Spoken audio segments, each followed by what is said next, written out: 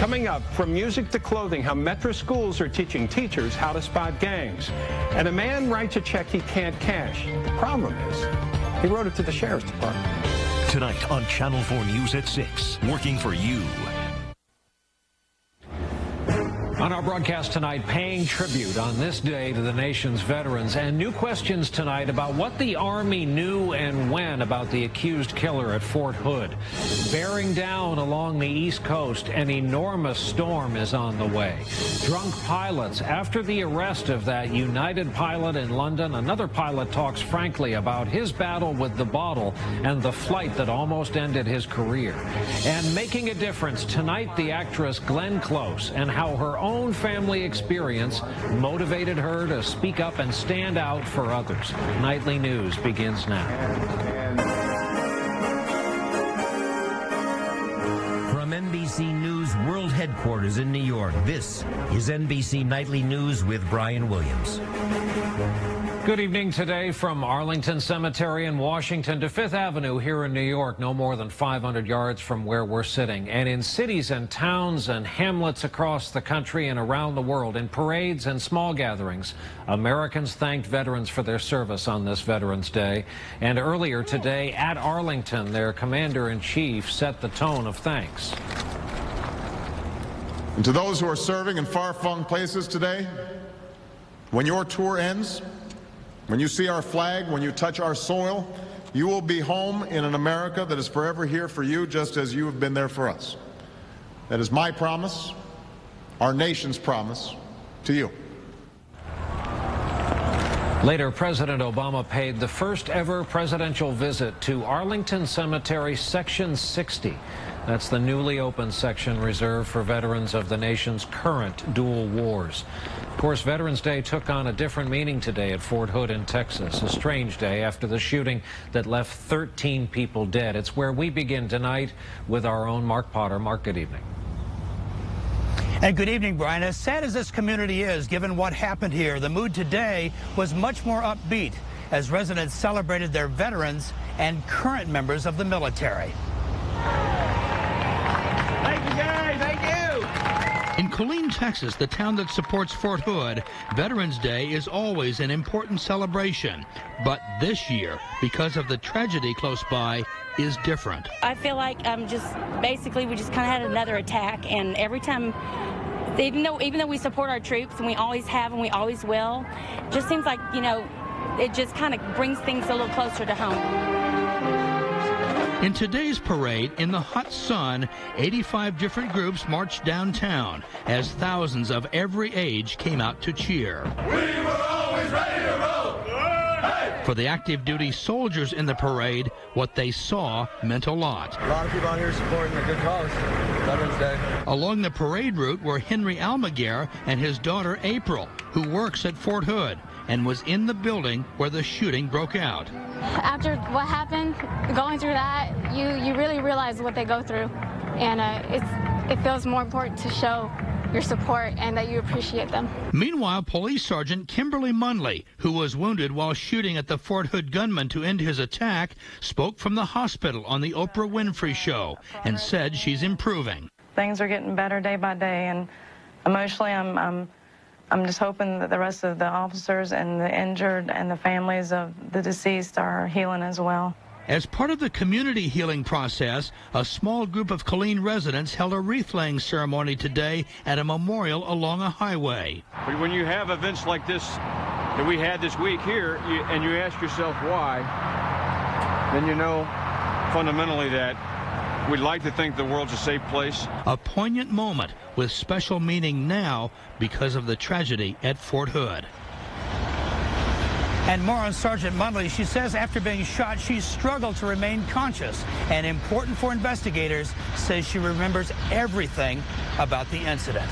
Brian? Mark Potter, Fort Hood, Texas. Mark, thanks. And there's more on this investigation. Questions like what did the military know and when about emails from this accused gunman, the Army Major Nidal Malik Hassan, to a radical Muslim overseas, and about concerns his medical colleagues may have had about his mental stability.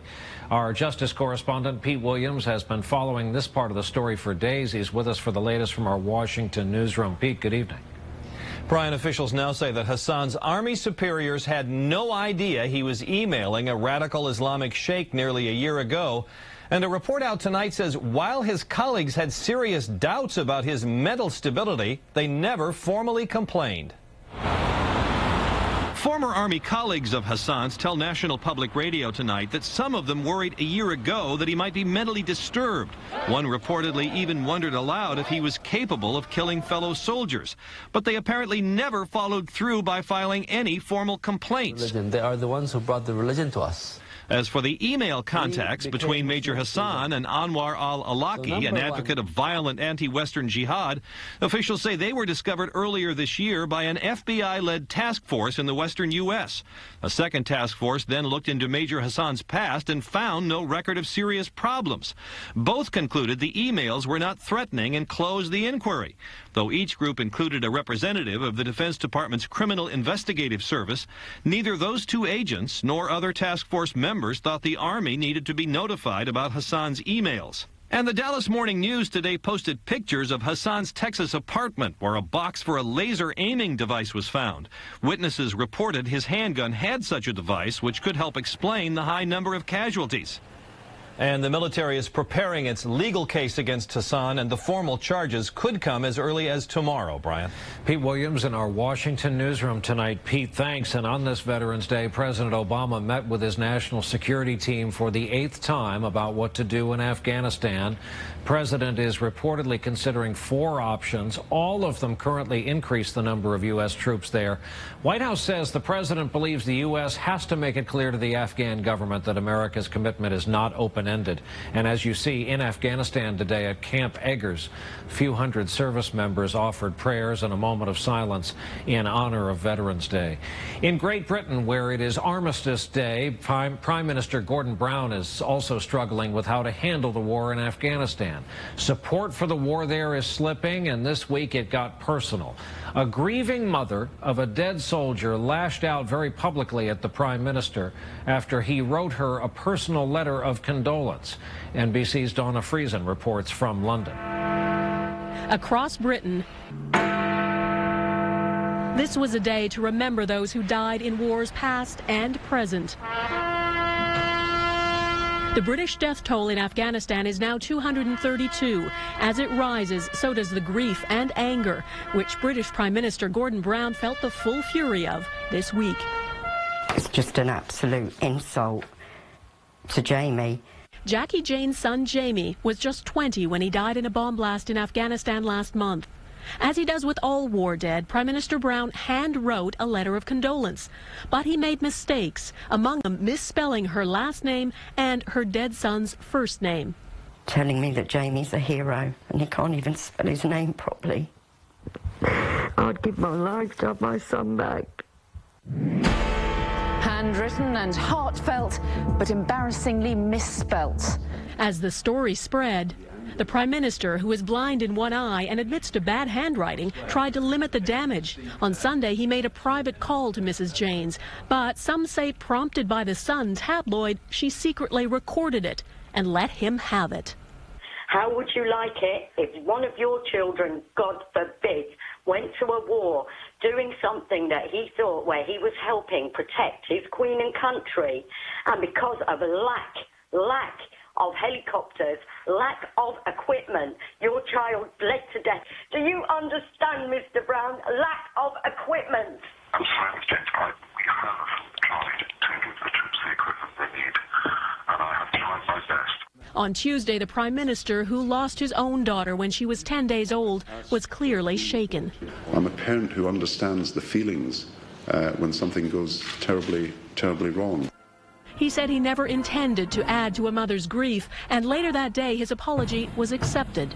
I was glad that he did, because Jamie wasn't just a number, and nor are any of the other boys that have died. The whole emotional episode is a sign the mood in Britain is changing. Mixed with the powerful symbols of remembrance this year is growing disillusionment about what's happening in Afghanistan.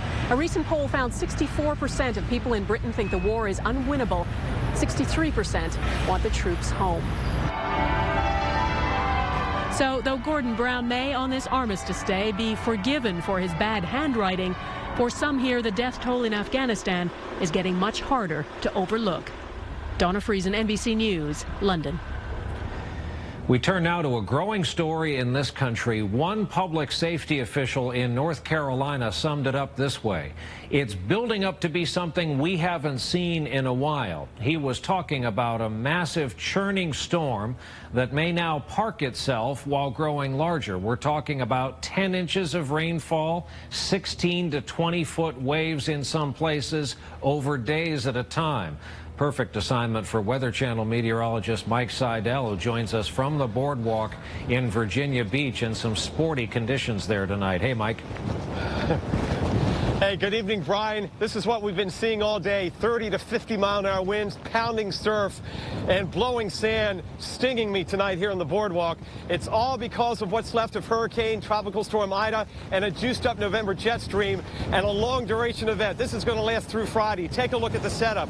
We've got the storm that's going to sit tight off the Carolina coast and a big high to the north, so the wind's being funneled in to the beaches from South Jersey to the Outer Banks. 40 to 60 mile-an-hour winds. Surf could reach 22 feet.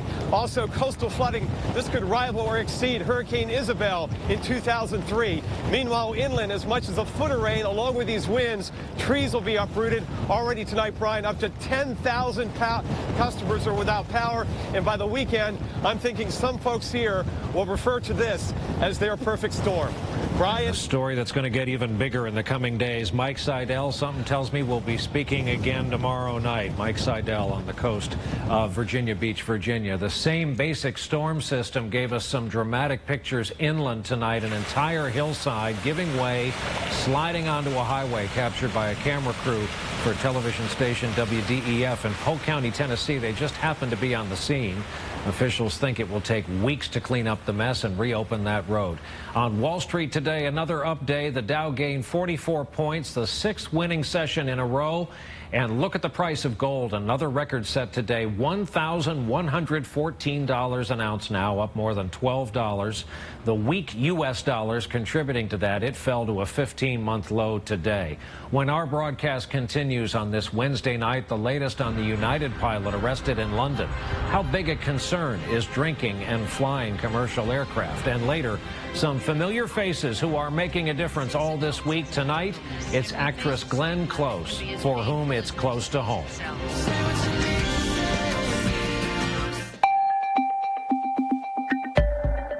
We call it the American Renewal because we believe that ideas are limitless. That's why every day at GE, thousands of scientists and researchers at our global research centers and throughout the company are redefining what's possible by creating the advanced technologies that create jobs. The American Renewal is happening right now.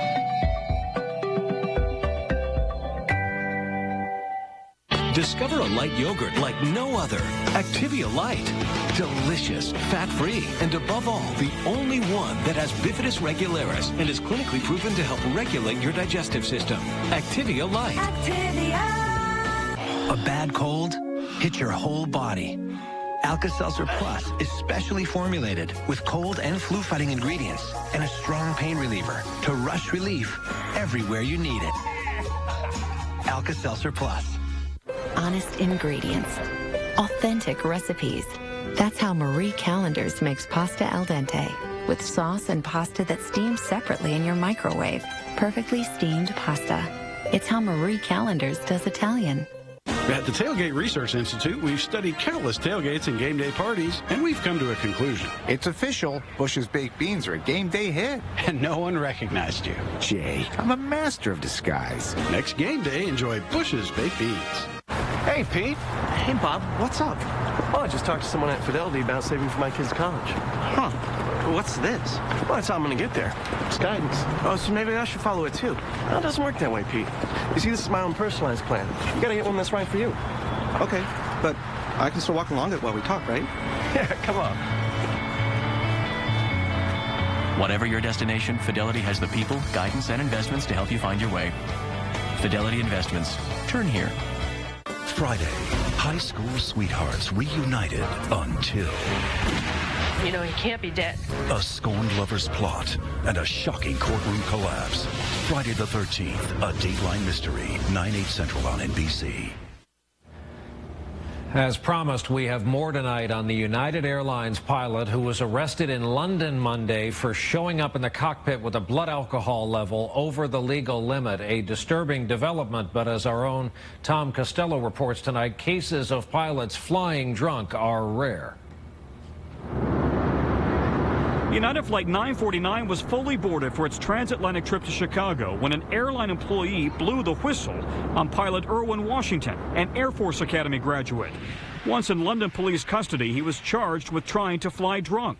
Veteran pilots insist the system worked. The culture is such that any impairment is dealt with very seriously because we all interdepend on each other so much in flight. FAA regulations prohibit any person from attempting to fly within 8 hours of drinking, 8 hours bottle to throttle, as pilots say, or with a blood alcohol level of 0.04. In Britain, the blood alcohol limit is even lower, 0.02. By comparison, the legal limit for drunk driving in the U.S. is 0.08. Washington is the third pilot in 13 months to be arrested for exceeding the limit. An American Airlines pilot was arrested last May in London, and another United pilot in October of 08. In 1990, Northwest pilot Joseph Balzer was sent to prison for flying drunk to Fargo with 91 passengers on board. Everyone deserves a safe flight. Everyone deserves a sober pilot, and I compromised that. So I was full of shame. I was absolutely devastated. Balzer is now flying again and has written Flying Drunk about his recovery from alcoholism. The FAA says drunk crew members are rare, about a dozen instances a year out of hundreds of thousands of flights. Perhaps the most famous case, 2 America West pilots arrested in 2002 after drinking into the early morning, then showing up drunk for a flight to Phoenix. Erwin Washington will face trial in London with up to 2 years in prison. Meanwhile, United Airlines today assured the passengers on Flight 949 they will receive some compensation for their inconvenience. Tom Costello, NBC News, Washington. When we continue in a moment, a celebration for what's now the official end of the road for one of the most famous highways in this country. Get your kids on Route 66. It's what doctors recommend most for headaches.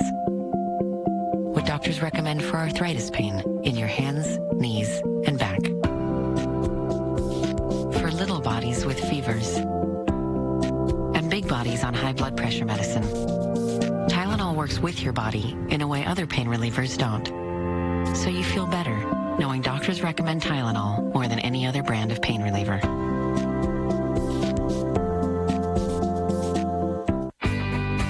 We're introducing millions to Silk Heart Health, shown to lower cholesterol in just 4 weeks. So join the Silk Million Hearts Challenge at silksoymilk.com and help us grow 1 million hearts strong. Silk, strength in every pore. We speak car. Sure, but do we speak hybrid? Yes, we do. And we can say 700 miles on a single tank at EPA estimated 41 mpg city. And all the words stick because they're true. We speak the most fuel-efficient midsize sedan in America. We speak the 2010 Ford Fusion Hybrid. Get in and drive one. Discover a light yogurt like no other. Activia Light. Delicious, fat-free, and above all, the only one that has bifidus regularis and is clinically proven to help regulate your digestive system. Activia Light. Nancy decided she can't afford so many bathroom detours when 60% off is at stake. So today, she's talking to her doctor about overactive bladder. Terry decided she's tired of always stopping to go. So today, she's talking to her doctor too. If you have overactive bladder symptoms, today is the day to talk to your doctor and ask about prescription Toviaz. 1 Toviaz pill a day significantly reduces sudden urges and accidents over 24 hours, all day and all night. Plus, Toviaz comes with a simple plan with tips on food and drink choices and training your bladder. If you have certain stomach problems or glaucoma or cannot empty your bladder, you should not take Toviaz. Toviaz can cause blurred vision and drowsiness, so use caution when driving or doing unsafe tasks. The most common side effects are dry mouth and constipation. Today, Laura decided it was time she learned how to show that bladder who's boss. Talk to your doctor and ask if Toviaz is right for you. Tomorrow on Today, meet the hero of Fort Hood. She saw the gunman and ran right toward him. The woman who ended the massacre. Tomorrow on Today on NBC. Two American icons in a rare and exclusive event with tomorrow's business leaders. Warren Buffett and Bill Gates, keeping America great. Hosted by Becky Quick. Tomorrow only on CNBC. First in business worldwide. You may remember about a year and a half ago when the first woman appointed to the U.S. Supreme Court, former Justice Sandra Day O'Connor, went public about the fact that her husband John was suffering from Alzheimer's disease. Caring for him, in fact, was a big reason why she left the court. Well, John O'Connor died today in Phoenix. He was 79. Next month would have been their 57th wedding anniversary. Last night will go down as the night the lights went out in Rio and then some. Officials in Brazil are investigating a blackout caused by a massive failure at the world's largest hydroelectric plant. The current explanation from the government is that high wind and heavy rain knocked out transformers, causing the blackout. It left as many as 60 million people in the dark, some of them in Paraguay. That time of the year again, a tree that stood in the yard of a school teacher's home in Easton, Connecticut was cut down this morning to become the world's single most famous Christmas tree, at least briefly. The 76-foot-tall Norway spruce will be put up right outside this building here at Rockefeller Plaza tomorrow, with the big lighting ceremony scheduled for December 2nd. You'd be forgiven for not knowing it, but today marks the 83rd anniversary of this nation's system of numbered highways, and the most famous highway of them all now comes to an official end. Route 66, which begins in Chicago and then heads west, never really had much of a formal ending spot until now. It now ends officially at the end of the Santa Monica Pier in California. Suppose one could try to keep driving west, but certainly at your own risk. When we come back, the actress Glenn Close making a difference for people facing the same challenge as her own sister. Green shoots, recovery. They say with fingers crossed that the worst is behind us. Maybe it's time to get back in the market, but different this time, with more control and more freedom. Why not visit TD Ameritrade? Online, over the phone, or in person at a branch. Get a feel for their straightforward, objective approach. Try out their tools, their research, their help. It's time to take advantage of new opportunities. It's time for TD Ameritrade. I worried what would happen if I didn't start taking care of my heart, but I wasn't ready to give up taste. Sometimes sacrifice is the name of the game. Honey Nut Cheerio cereal tastes great and can help lower cholesterol. I guess I can do this. Be happy, be healthy.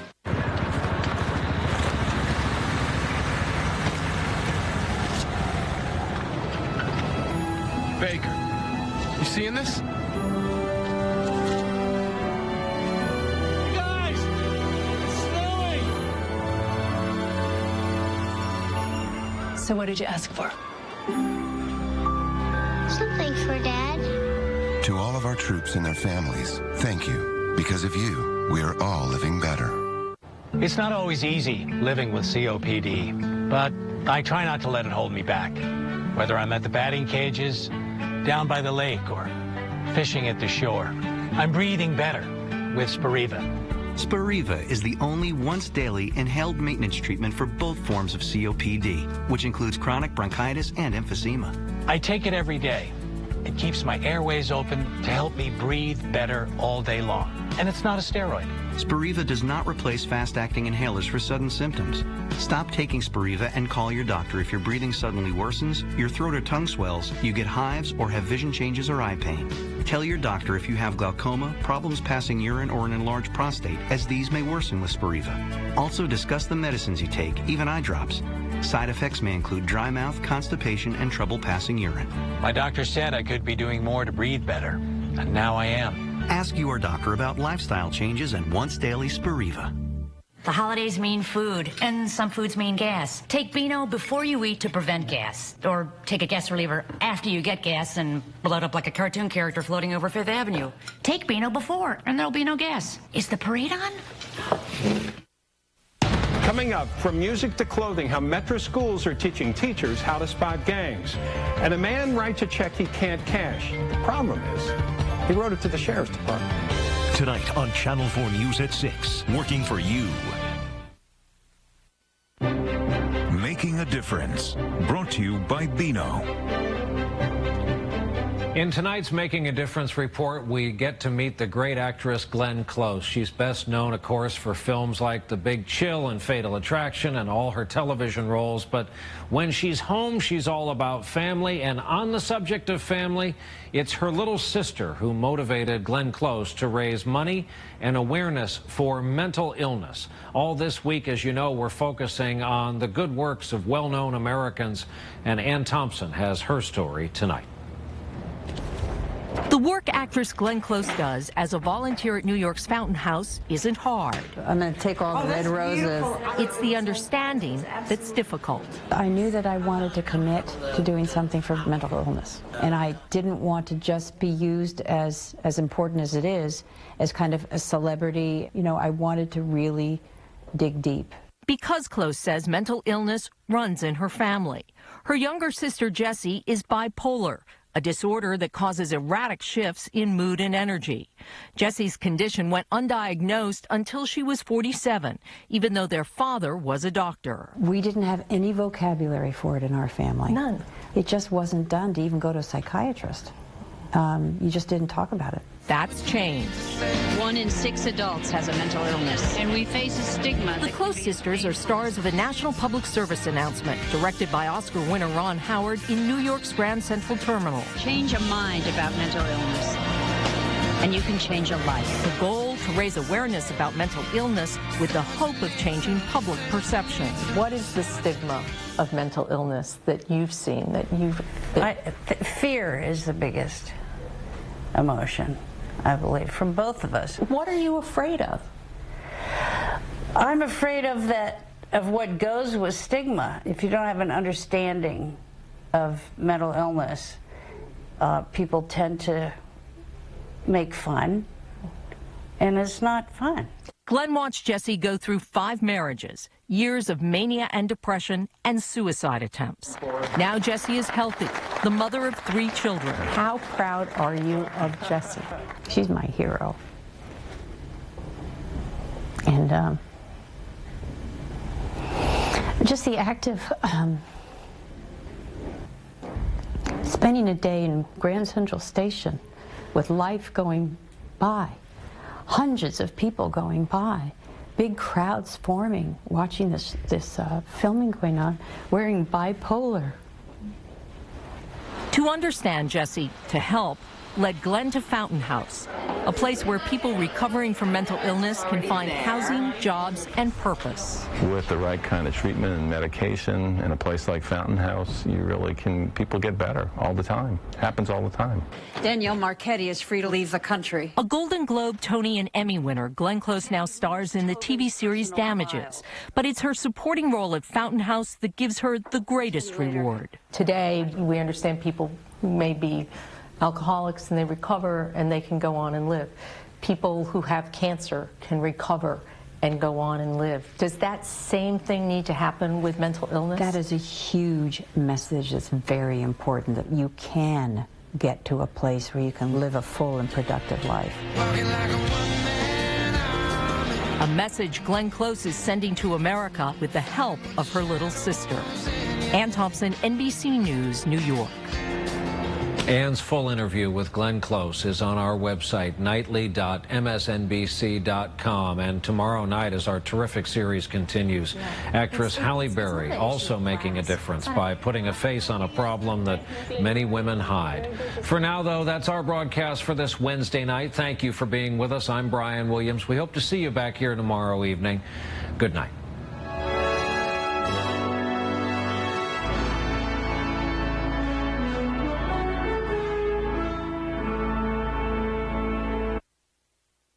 Working for you in high definition, this is Channel 4 News. Good evening. Welcome to Channel 4 News at 6. Tonight, a growing problem in schools. gangs. Members are getting more sophisticated and communicating in ways you wouldn't expect. Now teachers are having to learn what to look for in class, and it goes way beyond bandanas and colorful clothing. Channel 4's Jonathan Martin is here with more on that. Well, hey, Dimitri, district leaders know realistically they're not just going to be able to get rid of the gangs in metro schools overnight. So what they are doing is making sure teachers are armed with some inside knowledge. Daddy. It's no secret there are gangs in some of Nashville's public schools, and oftentimes they make themselves known in some not so obvious ways. And making sure they know the lingo, they know what signs